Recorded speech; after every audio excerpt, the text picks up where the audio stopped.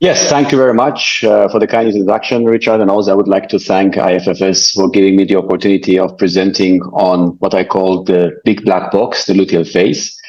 I remember when I was doing my PhD on the luteal phase in Brussels, Paul de Fruy, whom Richard knows very well, told me at some point that the luteal phase is a big black box. And after doing PhD and publishing many papers on this topic, I can tell you still it's a big black box. So I tried to bring a little bit of light into this big black box. Now, if you take a look at the uterus of a woman, I think it's very important to understand that the uterus of a woman is not a very nice place for an embryo to be in. If you take a look, a cycle of, let's say, 28 days, the uterus is only receptive within, let's say, 2, maybe 3 days. And these 2 to 3 days where the uterus becomes receptive is defined by the exposure of progestation, the hormone of the luteal phase. So it's utmost important to have a basic understanding on the physiology of the luteal phase and an adequate treatment of the luteal phase. It has already been 100 years almost where we understood that the corpus luteum's function is based on level of stimulus that you have and the steroids that the corpus luteum are producing, or hormones which are coming from the corpus luteum, that they have a direct impact on the endometrium and the receptivity of the endometrium. Obviously, the main hormone of the corpus luteum is progesterone, and it has been published that usually a corpus luteum can produce in the mid-cycle between 13 to 18, 19 nanogram per deciliter. And in fact, it's important that we realize there is something which is called the window of implantation. That window of implantation is crucial to understand because that is directly linked to the function of the corpus luteum. Now, why is the uterus not a very friendly place for an embryo to be in? It's very simple. You see, this is a very old study. You see, this is a study which is almost 75 years ago, was published by Noyes. But for the first time, Noyes published different changes of the endometrium during the follicular, but also in the luteal phase. So all these lines that you see here are the days of the cycle. So if you take a look at the follicular phase, you see there is a little bit of changes, but not very big changes. There's a lot of similarities here. But once you ovulate and you go to the luteal phase, every day you have changes. And the changes you can see on the right side what changes we are observing. So there are significant differences. Every day the endometrium changes, every day. Now, I don't want to say every hour, but most probably future research will show that it is not only days, it's hours that the endometrium is changing. And these hours are preparing the so-called window of implantation.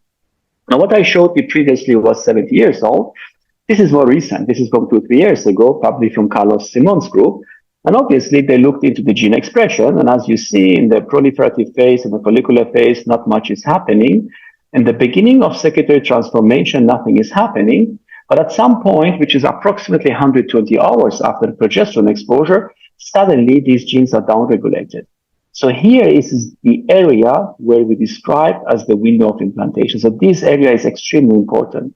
And after 2.5, 3 days, as we can see, we have further downregulation and the window of implantation closes. So this is the area that we have to focus on because this is the time frame where the embryo can and will have the possibility to implant. Now, you might say, okay, progesterone exposure is important. Yes. But what are we talking about? What level of progesterone starts the engine, starts the time frame from 0 to 120? And that's a very difficult question to answer.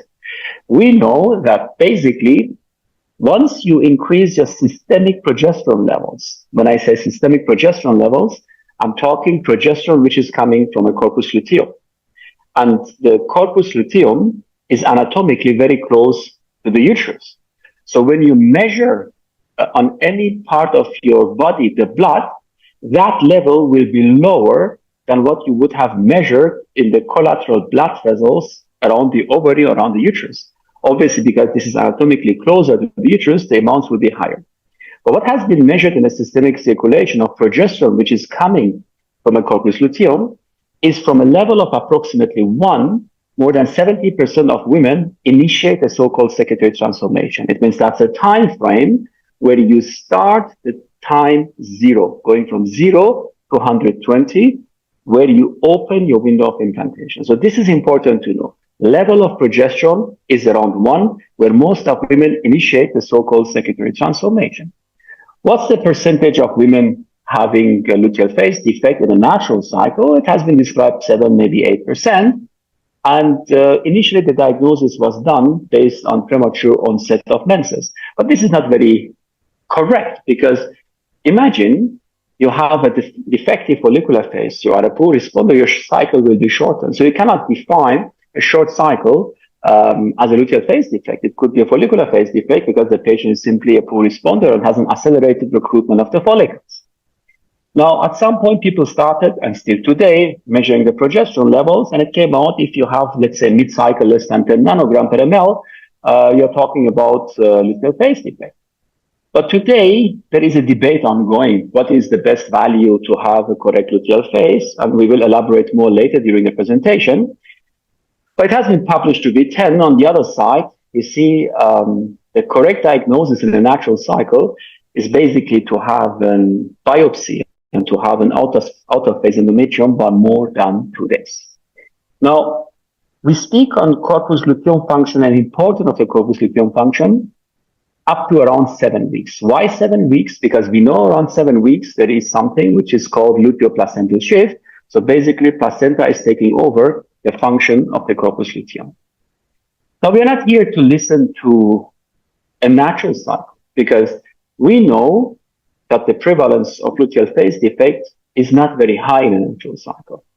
But if you take a look at the stimulated cycle, and you see here a stimulated cycle, you see it start with a long agonist protocol. You do your down regulation in luteal phase. Once everything is desensitized, follicles are synchronized and fully suppressed, stimulation, trigger sharp luteal phase support. Short agonist, day 1 or day 2 of the cycle, agonist the day after stimulation, trigger luteal phase support. Antagonist protocol, you start stimulation after 5-6 days, where there is an imminent need to prevent the premature LH rise, you administer your antagonist, trigger luteal phase support. So what you see here is the follicular phase of all stimulated cycles differ based on how you're stimulating the patient. But if you take a look at the luteal phase, they're all the same. All of them, without exception, do have luteal phase defect. Why? Why do they have a luteal phase defect? It's very simple.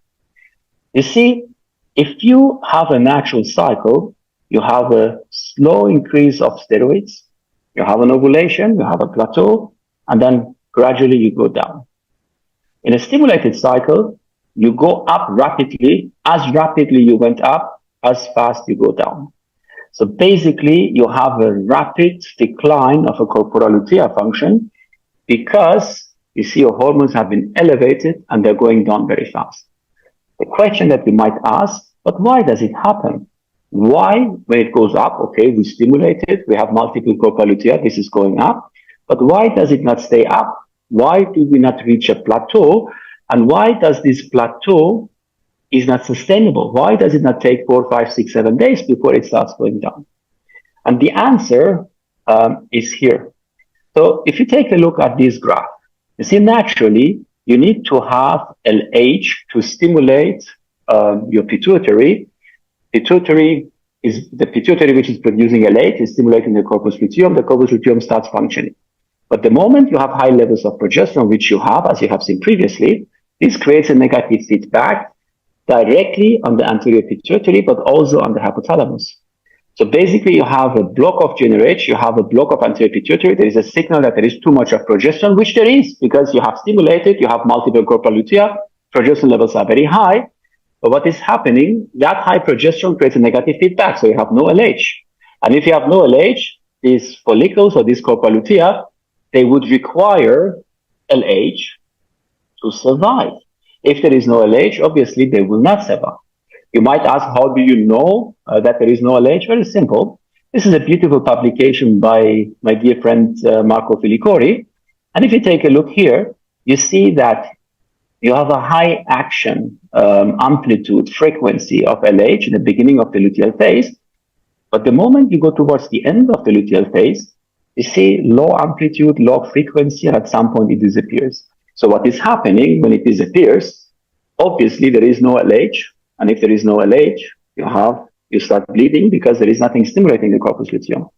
And as you can see here, what we have presented and published is that there is a lack of LH activity during the luteal phase of all stimulated cycles. Now, what is the role of progesterone? We know progesterone is important for an early pregnancy. We know that it has an impact on the endometrium secretory transformation. We know that the delayed endometrial maturation will happen if you have a lack of progesterone. And we know if you remove a corpus luteum before 7 weeks, you will have a miscarriage. But if you remove a corpus luteum and you add progesterone to that, the pregnancy will continue. That was published, I think, in 1972-73 by someone called Chapo. Now, if you remove and you add only progesterone, not estradiol, only progesterone, the pregnancy will continue. But the impact is not only on endometrium. The impact is not only on myometrium because it's releasing the contractibility of the uterus. Obviously, it has also an impact on inflammation. It has an impact on immune response. It's an immunomodulator. It is working on a factor which is called PIDF. I'm going to elaborate a little bit later also on that factor. So it's not only a local action, it's also a systemic action that progesterone is working on. Now, why myometrium? Very simple, because it reduces the contractibility. So the higher your progesterone, the less contractions you have. And the lower your progesterone, the more contractions you have. And obviously, the more contractions you have, the more the risk of expelling an embryo which is transferred into the uterine cavity. Now, how do you save the luteal phase? Obviously, you administer progesterone. Very simple. So that is easy because with progesterone, you solve the problem. And the next question which rises is, okay, but how do you administer progesterone? Do you give orally? Do you give intramuscularly, subcutaneously, vaginally, rectally, or any other form of progesterone? Now start with intramuscular progesterone because this is which have been used for many years, I think in the 80s and 90s, and still in some countries, especially in the US, and I think also in Canada, they use some kind of intramuscular progesterone. In Europe, it's much less. I don't want to say non-existing, much less. And the rest of the world, sporadically, some clinics still use some intramuscular progesterone. Now, is it effective? Yes, of course, it's effective. You reduce high levels of progesterone, but it's very painful. There is oil inside. It can create allergic reactions, oxidation, high body temperature. It has to be administered by a nurse or husband or a physician. And there have been several cases of acute eosinophilic pneumonia with patients almost dying because of the oil. And to the best of my knowledge, it's still not approved by FDA for IVF treatment. You might say, okay, what about subcutaneously? Subcutaneously has been also studied extensively. And if you take a look, it's also efficient. If you compare it with vaginal, the results are absolutely similar. Now, something I don't understand, our IVF patients are already taking so many injections. Why do we have to add more injections into it if we can solve the issue with vaginal or even rectal progesterone? What about intramuscular progesterone? Again, if you compare intramuscular with vaginal, the results had been published to be similar. You might argue, yeah, but didn't you see the recent publication, I'm going to say 2-3 years ago, from the US, where they demonstrated that intramuscular is superior in frozen cycles as compared to vaginal? I'm going to come back to that study also to explain to you why this study had significant weaknesses and should not have been published. Now, if you give progesterone vaginally, obviously you reach the vagina through the vaginal collateral blood vessels, you absorb very fast into the endometrium and myometrium, and that's exactly where you want it to be. So you need to have a local function, endometrium, myometrium, but obviously you need also to have a systemic function because we know that progesterone has an impact on the immune system. It's an immunomodulator, as you have seen previously.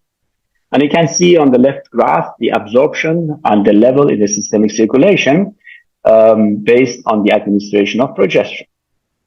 Now, this is the study that I told you, which was published in the US a few years ago, and a very simple, straightforward, randomized controlled trial. They compared intramuscular with vaginal, and the conclusion was intramuscular is superior to vaginal.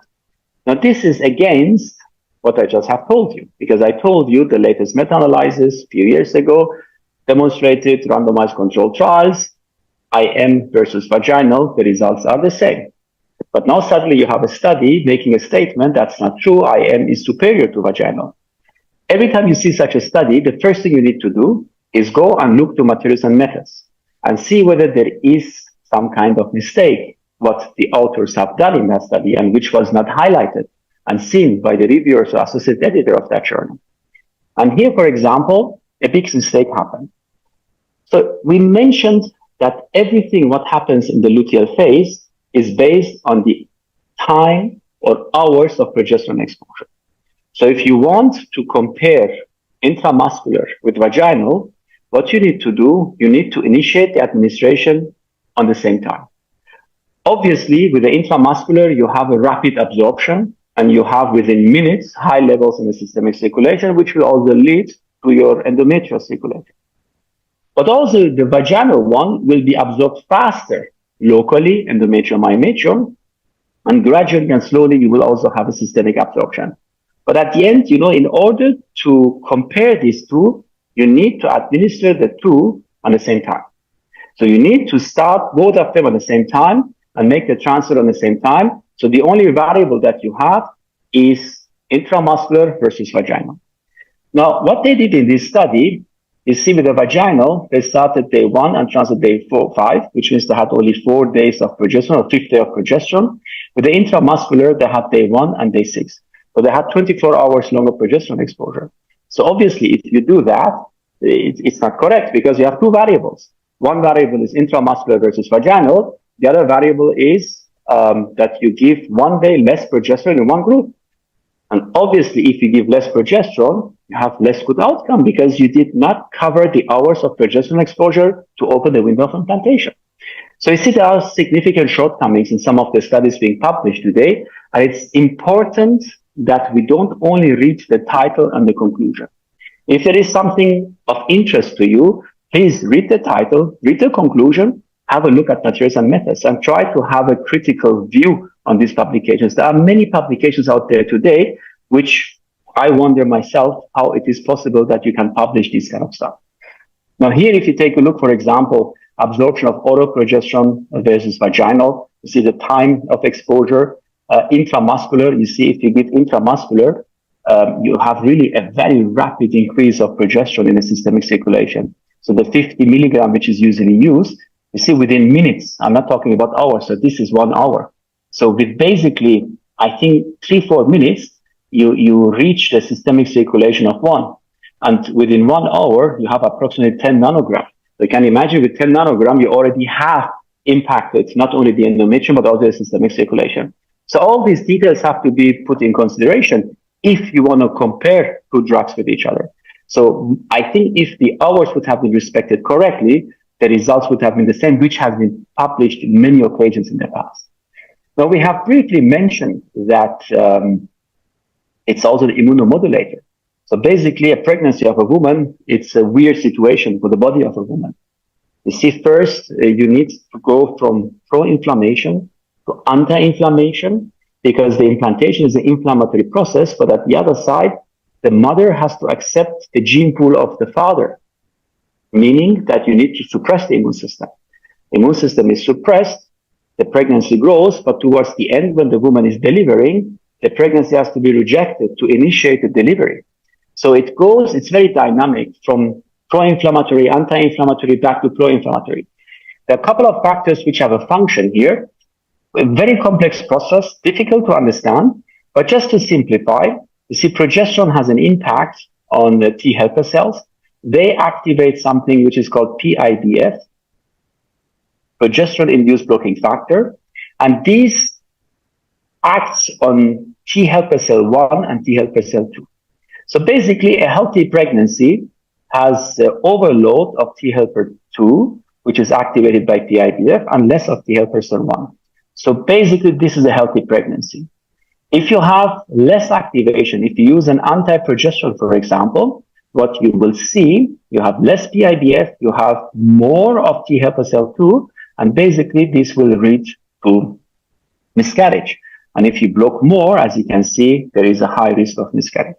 So this is the main impact of progesterone on the immune system, which also has not to be neglected. So the other factor is, okay, now when we are looking on the luteal phase, it could be a natural cycle, it could be a fresh cycle. It could be a frozen cycle. But this frozen cycle, again, could be natural, could be HRT, could be a downregulated HRT. What is a good pregnancy? What is a good progesterone level to have?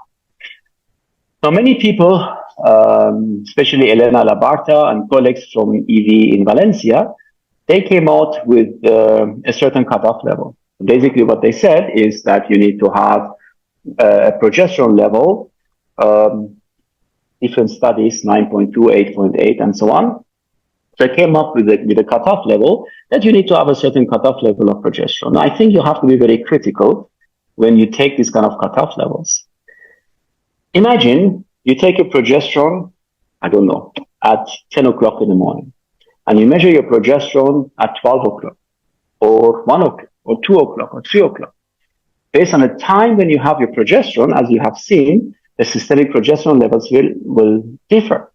So it's utmost important to understand what time was the progesterone taken. What time was the progesterone measured?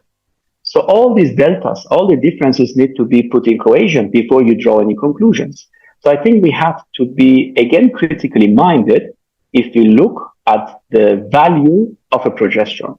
And I think we need more studies and more detailed assessed studies in order to have a better understanding on the real progesterone level. And, just putting together some slides of different variables. I see some have said you need progesterone of 20, you need progesterone of 11, 9.2, 10, 20.6, 18. If you take 20.6, it means a natural cycle where your value is 13, 14, 15. None of the, 8 billion people on Earth should not be there because everyone would have a luteal phase defect. So I think we need more studies, but correctly conducted studies to have a better understanding on a correct cutoff level. Another interesting study, just to highlight mistakes that are being done. In this study, beautifully conducted, they looked at the progesterone measurement the day before transfer in a natural cycle. Said, look, in a natural cycle, if your progesterone levels 1 day before the transfer, fully natural cycle, not triggered, is less than 10, basically your pregnancy rates are significantly lower. Straightforward study, clear message, but again, another big problem. So how do you define the time zero? How do you define the time that progesterone started to go up? Because this is the starting point. So what they did here, they did a stick in the urine. They said, okay, LH is going up, we count, and at that day, we're going to measure it with everyone. But does everyone ovulate on the same manner? Does the progesterone rise with everyone initiates at the same point? It's like you have people running the 100 meter with the same speed, but starting from different points. So one starts 10 meters ahead, one starts 20 meters ahead, and at the end, it's okay, the guy who started 20 meters ahead is the best, and the one started in the beginning is the worst. But that's not true, because your starting point should be the same. And here, unfortunately, a big mistake which happened, and I think, again, reviewers have not seen it, associate editor has not seen it, and this is a paper, I think it was in Human Production, as you can see. So it's not the correct message. Why is it not the correct message? Because as we have published, when you ovulate, this is how you ovulate. And when you ovulate, this is a classical way, but not everyone is ovulating on the classical way. This is a paper we published with Carol Cohen last year. We demonstrated that you have a kind of progesterone rise, but this progesterone rise differs among women. And in fact, you can have a progesterone rise in 24 hours up to 57 hours based on your LH rise. So you can have an LH rise and your progesterone rise can happen in 1 day, in 2 days, or 3 days. But if you do not capture the time of progesterone rise, how do you want to measure the correct value of the progesterone? So this is, as you see, another mistake. Furthermore, LH kits, urine kits are not reliable. You see, you can miss a lot of correct ovulation. It will show you really wrong ovulations, as you see in 30% of the cases. And this is what I wanted to show with you. You see, the progesterone rise can be like this, or like this. Again, a recent paper we have published where we demonstrate you cannot rely on LH rise. Even if you do it in the blood, you need to capture the progesterone rise to have your time zero correctly. Erden from Turkey, Human Production Update, published similar findings as we did. Now, in his case, it's in the urine, and our paper is in blood, as you can see. And what I mentioned also previously, when you speak about the value, it's important, how was it administered? Is the value coming from corpus luteum? Is the value from vaginal progesterone, from rectal progesterone, intramuscular progesterone? because obviously that will also have a significant impact. Over the past few months and years, several studies came out with looking into values with contradictory results. I will not go into detail, but I think we need much more studies, but important, correctly conducted studies, respecting the basic physiology. Because if you do not respect the basic physiology, you have too many variables, you will have results which might be correct or incorrect. And I think that's a shortcoming in our field. So we published a few months ago, actually it's more than a year and a half ago, 2022, a paper where we described the issues that we have with the systemic progesterone measurements, and what are the shortcomings and how should they be addressed. So I hope future studies will address these shortcomings in order to prevent bias being created. Now you might ask, you're talking about vaginal, rectal, intramuscular, subcutaneous progesterone. Why do we not give progesterone orally? Very simple, because if you give oral progesterone, it will be broken down to its compartments, 5-alpha, 5-beta, which are not active anymore. So basically, you will reach a certain systemic level, but you do not reach the endometrium because it's broken down by first bypass effect in the liver. Now, Chakmakian did beautiful job in 80s, 87, 88, 89, where he looked into the progesterone absorption, natural micronized progesterone, sublingual, vaginal, rectal, and oral. And as you can see, there is always some absorption, and the absorption is not bad. You reach really high levels of systemic progesterone. The only problem is it goes up and it goes down rapidly. So systemically, you have good values, sublingual, vaginal, rectal. For example, here, if you see with 100 milligram oral natural micronized progesterone, you reach levels of within 1 hour to 13 nanogram, which is a good value, but obviously it goes down rapidly, and that is not enough to reach the endometrium. Hence, this is not given orally. On the other side, if you give vaginally, and I think future studies should elaborate on that, if you give vaginal progesterone, you have a good vaginal absorption, endometrium, myometrium is taken care of, but the immune system is not taken care of. Why not adding oral progesterone or doing study to look into the systemic values to have an impact? Because it's not that it's not absorbed. It is absorbed, but it goes down rapidly. But you don't care, because if your endometrium is taken care of, what you're looking at is the systemic value. Again, future studies, and if any one of you is interested, this is a beautiful study that you could do. Now, what about dihydrogesterone? First, it was Chakmakian and then Ganesh from India in Calcutta, where they did the big study, 1,300 women, and they said, look, the results are comparable. The problem with that study was different stimulation protocols, different trigger shots, different days of embryo transfer, 38 sites, different labs, IVF, ICSI, different stimulation, agonist, antagonist. So a lot of heterogeneity. Then the Lotus trial came, published by a pharma company, saying, look, the results are good. You can use oral dihydrogesterone as a luteal phase support. Now, the problem with the oral dihydrogesterone is it seems to work, but this is an endometrium of the same woman who had received vaginal progesterone. And after, I think, 2 to 3 months, we gave her oral dihydrogesterone. And we looked at the endometria, and as you can see, this is an in-phase endometrium, coiled glands, you have active secretion, some residual vacuoles, and you have stromal edema. And as you compare it with here, you see you have a lot of vacuoles, you have no stromal edema, there is very little secretion here. So this is an out-of-phase endometrium. So in fact, there are some contradictory publications on that. Furthermore, there have been some reports on cardiac malformation of the use of synthetic progesterone in dihydrogesterone. So I think we should be cautious of using dihydrogesterone as a luteal phase support. Now, do we have to add estradiol? Because corpus luteum is not only producing progesterone, it's also producing estradiol. And basically, there were several RCTs. We also contributed to one of these papers. And when you look at the outcome, you see there is no benefit of adding estradiol to the luteal phase support. Why?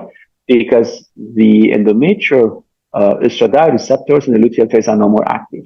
They're active in the prolactive phase, in the follicular phase, but not in the luteal phase. Hence, no need to add estradiol for the luteal phase support. Now, you might ask, can we not give ACG? Because ACG has the same structure as LH. Yes, we can do that. And actually, it works. The only problem is you increase the risk of OHSS. Next question. When do you have to start the luteal phase support? Do you have to start it in the first cycle, the day of ACG, the day you do final oocyte maturation, the day of egg retrieval, the day 3 transfer, on the day of transfer, or day 5? In fact, you see, if you start too early, it's not good, because it's like you have a premature progesterone rise. You could start it the day after the egg retrieval. Basically, you have 2 to 3 days time after the trigger to start with the luteal phase support. If you postpone that by more than 4 or 5 days, you might have a luteal phase defect, and it might be too late for that. So basically, up to 3 days, you can give your luteal phase support, but you should not start too early. So the earliest you should start is after your egg retrieval. Next question is, okay, you have initiated your luteal phase support the day after the egg retrieval or the evening of egg retrieval. How long do you have to continue in a first cycle? When the ACG is positive, up to 7 weeks, 12 weeks, or during the whole pregnancy? Answer is very clear, because when the patient is pregnant, the trophoblast is going to produce ACG. That ACG is more than enough to stimulate this copalutea. So many studies also we have conducted in RCT looked into the impact of stopping or continuing, and the answer is very clear. So you see, we did a study with Dimitra Kiru when I was in Brussels, Mohammed Abougar, Anderson. So many people did these studies, and at the end it came out there is no benefit of prolonging luteal phase support. You might say, but if I stop it, maybe the patient has a miscarriage and maybe I could continue. Yes, you could continue, but what you do, you will postpone a miscarriage. You will not prevent a miscarriage. And I think that's important. That does not prevent a miscarriage, because the ACG, which has been produced, it stimulates copalutea, and you will have high levels of steroids. So I think that's important to highlight. Now, a very interesting entity is the agonist triggering, which creates a severe luteolysis, but it also prevents the OHSS. But agonist itself can also be administered as a luteal phase support. So if you have a stimulation you trigger with ACG, you could use agonist, for example, on the day of transfer to enhance the implantation, because the embryo has GnRH agonist receptors and the endometrium has GnRH agonist receptors. Hence, it seems that GnRH agonist could also be used as a luteal phase support.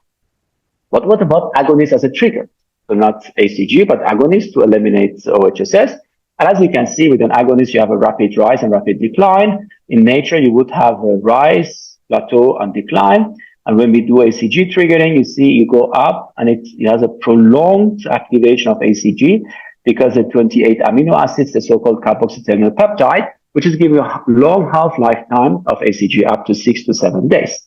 So you see, you have a rapid action up and down, and this rapid action seems to reduce the risk of OHSS, because you have a rapid luteolysis. So almost OHSS seems to be eliminated.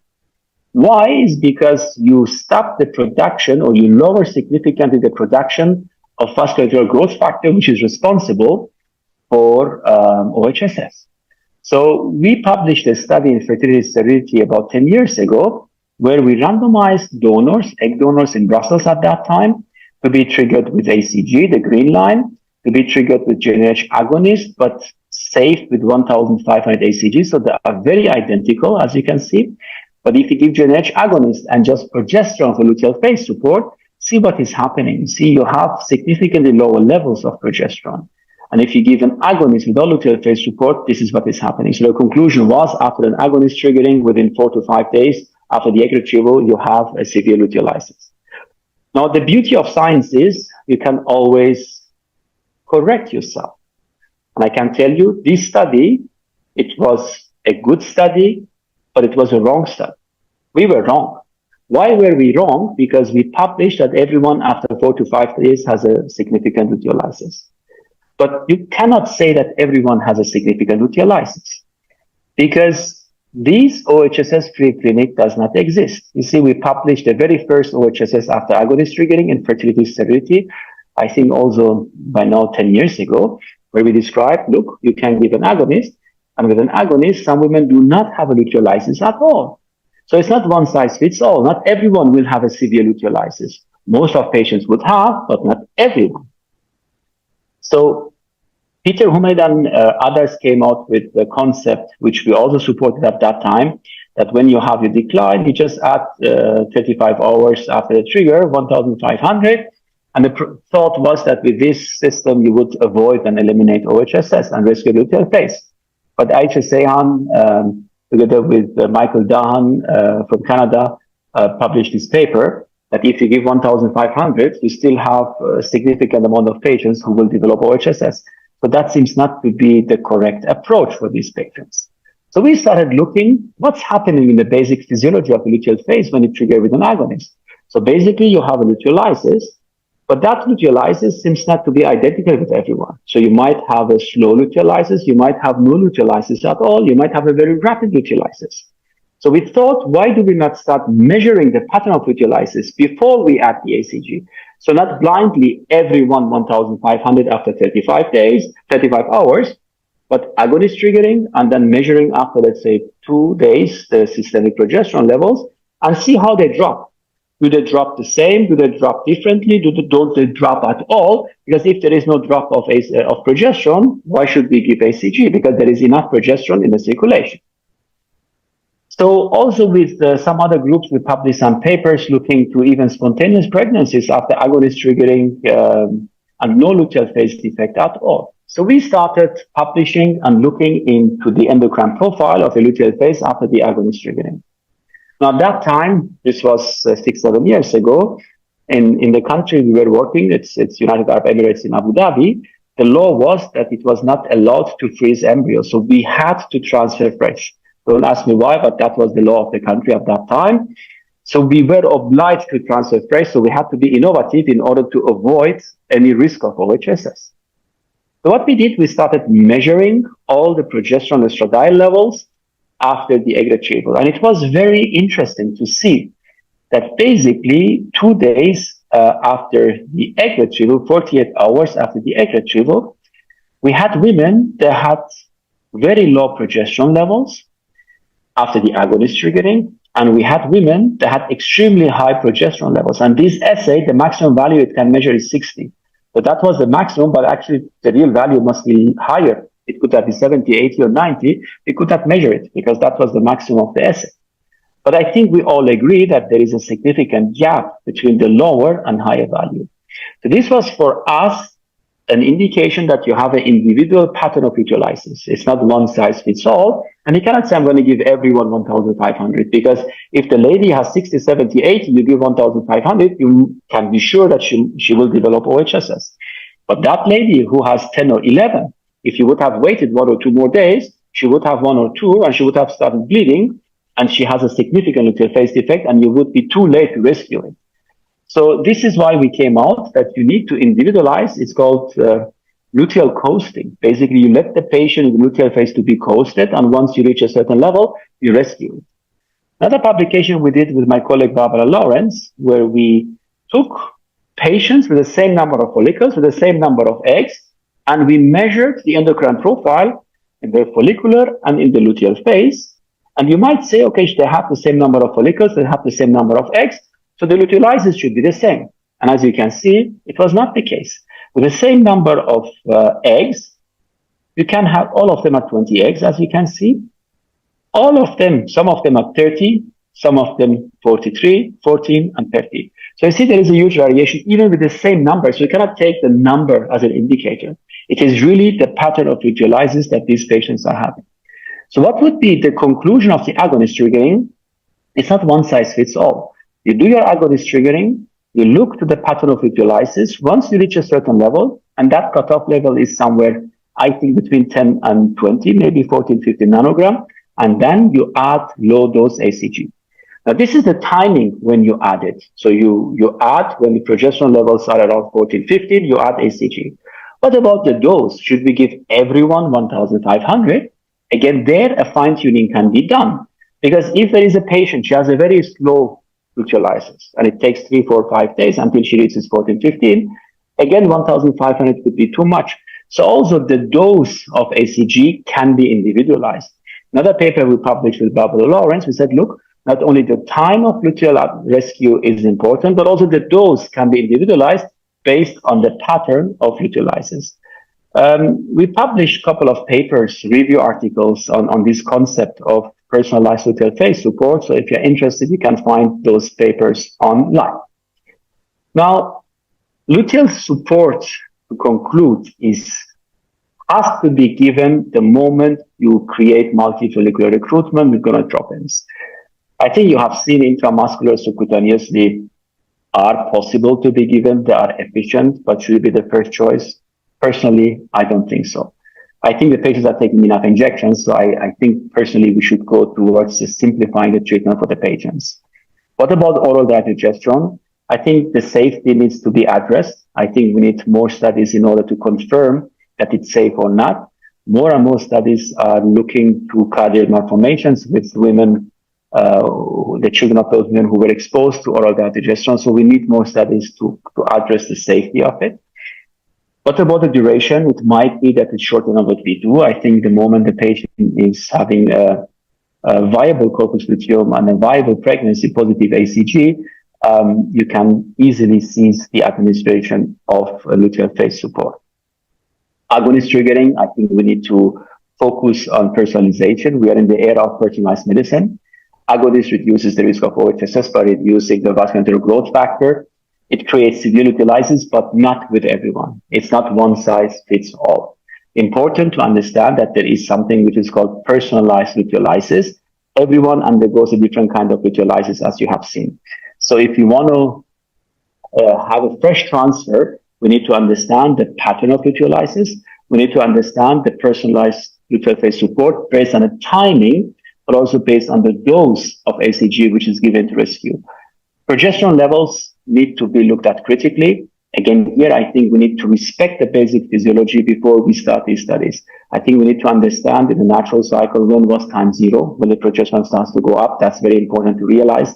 And the next thing is also when was the progesterone given before we started measuring it. And about the assays variation, I didn't speak about it, but that's another topic which is to be addressed in future. I think freeze-all strategy is a viable option. And personally, we are promoting more and more transferring in a full natural cycle. I think there is nothing better than the natural cycle. Thank you again for your attention, and I'm very happy to answer any questions you might have.